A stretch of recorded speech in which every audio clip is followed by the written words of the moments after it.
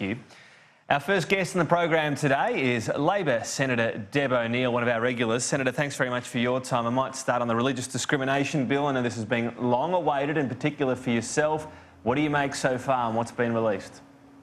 Well, good afternoon, Tom. And well, I think it's very disturbing to have headlines this morning where the government is already congratulating itself and saying it's delivered on religious freedom, when the religious leaders of this country, who were supposedly going to be consulted, have come out almost to a man or a woman and said we were not adequately consulted.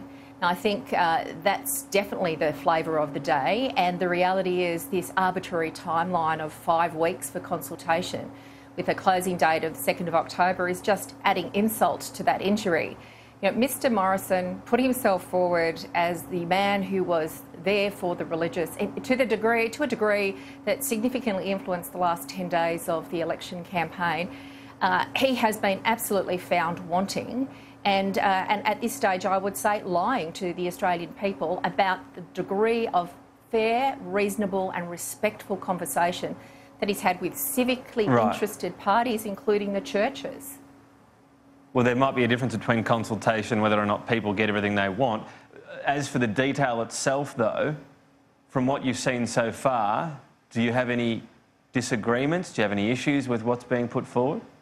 Well, let's go to the reality of what is consultation. Consultation is not delivering a draft piece of complex legislation and giving 5 weeks for people to interact with that. That is not what was promised. That was not what was communicated to the Australian people before the last election, but that's what has happened.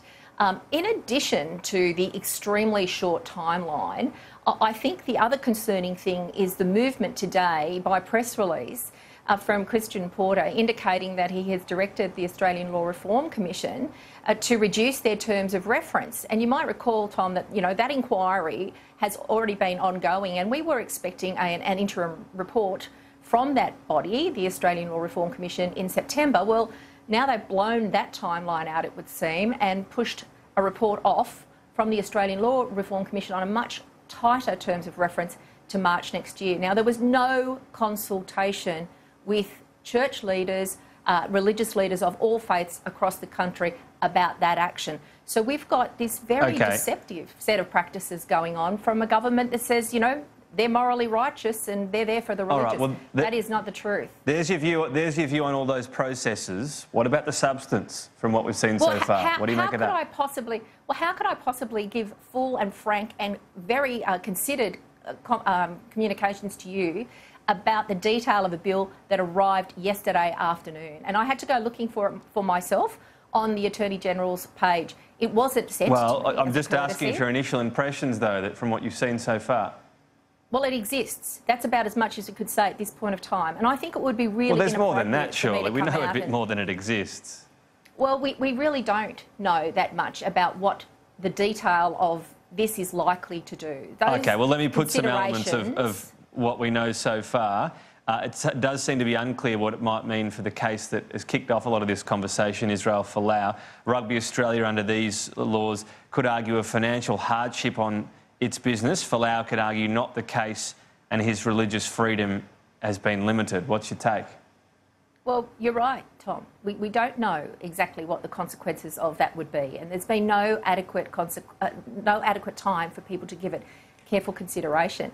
The reality is this government has had this matter before them internally for 2 years. They have not been able to arrive at a consensus position, and what they've done is to try and stem the blood flow inside their own party, put this out, and for me to be commenting within 24 hours on the detail of this legislation is exactly what this government wants everybody to do, be panicked into swift and well, sometimes careless responses. It's too important for us to be commenting on the detail. OK, well, look, we might talk to you about more of the detail when you've had more of a chance.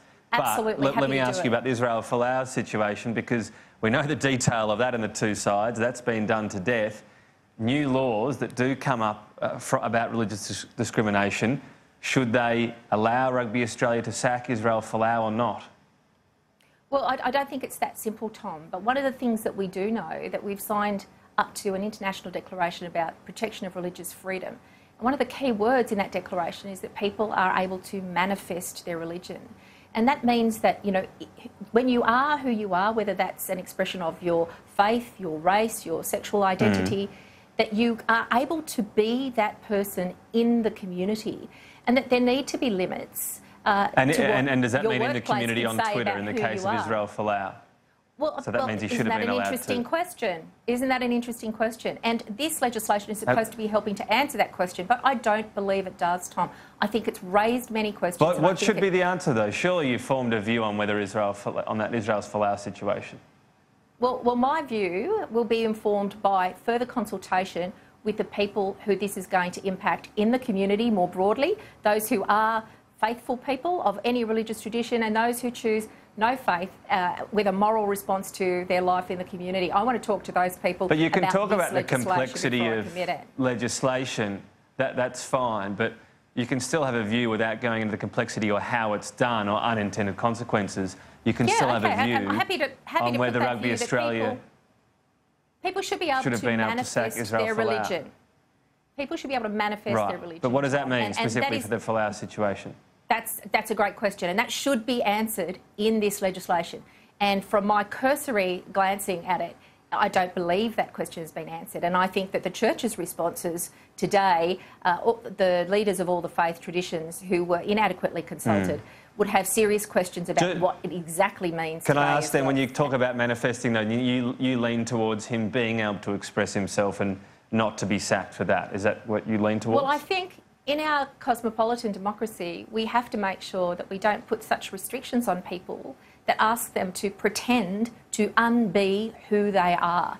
We've seen that with the fight for rights for LGBTIQ people. We cannot ask people to unbe themselves. And whether that's, you know, you can't unbe a particular race, you can't unbe LGBTIQ, but you can't also unbe a person of faith. Right, but that sounds as though you're leading towards Folau in that case against Rugby Australia in terms of where law should go? That's a misrepresentation of my view. I think it's much more complex than this current piece of legislation is actually realising. But the legislation aside, though, your view on the case itself, you're not willing to go one way or the other? Not in the context of what the legislation is putting forward at the moment, but we do have complex questions to answer, and that should have been what was going on in the consultation period, and clearly it hasn't, because there's no clear answer in that legislation on that question. We'll get some more. We'll talk again down the track, Debo, now when you've had a chance to go through the bill. I want to get a couple of other questions, including this inquiry into auditing standards you're going to be a part of. You've called for whistleblowers to come forward on this. Do you think, or do you have any knowledge of illegal behaviour going on here? Well, definitely. I have had people contact me independently of the process of the committee. The committee is receiving a lot of inquiry from people who want to tell us the truth about what's going on.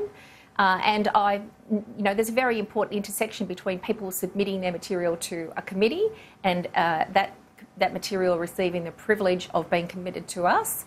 And then there's the whole whistleblower process. And people who need advice around that and are concerned, you should definitely contact my office. I'm happy to assist. But there are people out there who you've had already illegal activity put to you, people saying it's happening. Yes, that is the case. That is the case. And we've already had some.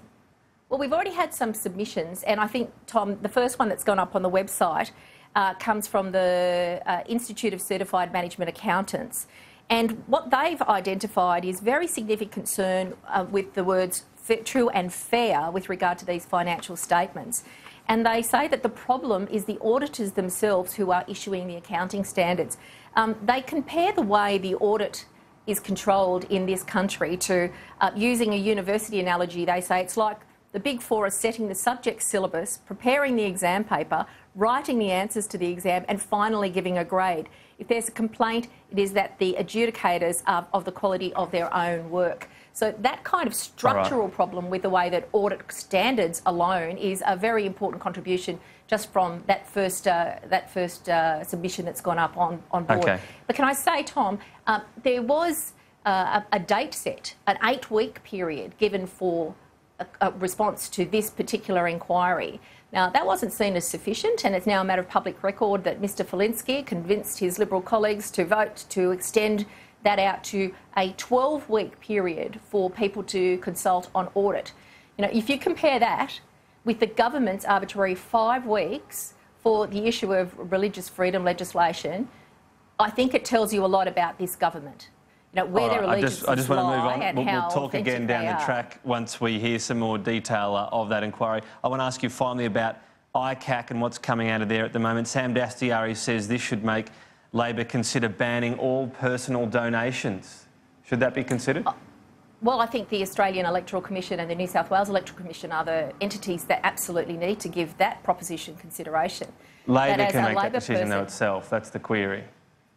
Well, Labor has actually undertaken quite significant change in terms of governments in New South Wales since this period that's before the ICAC now. And Labor's pushing for a National Integrity Commission. And I think, Tom, that's where we are, that integrity in politics, integrity in business, this concept of moral judgment is always under attack at the moment in all of our institutions. That's why we see so many people disaffected, not just by the political processes, but by the action of banks. And I noticed today BlueScope and the recommendations from the ACCC that have gone to the DPP. We have to have much more sophisticated conversations about ethical action in the public place, in all of those spheres of business, community and politics. And the National Integrity Commission is something that I'm absolutely pushing for in Canberra. And I will tell you, as a person who's been in the Labor Party for a long time now in this state, came through a very different model, I will not rest until Labor has restored the integrity of the name and the tradition for which we stand. People need to be able to trust our institution, and indeed they need to be able to trust all political parties to abide by the law. Well, that's OK, we're out of time. And I mean, it's quite the segue from this particular focus. This is all about New South Wales Labor and a lot of money in a plastic bag. Anyway, I'm sure we'll be talking about the National Integrity Commission I come from the Central Coast, you know, Mr Harcher and paper bags. Paper or plastic, it's wrong. It doesn't matter whether it's Labor, Liberal, Greens, Califumpian. If you break the law, you should not seek to make the law. OK, we are right out of time. Deb O'Neill, thank you. Chat next time. Thank you.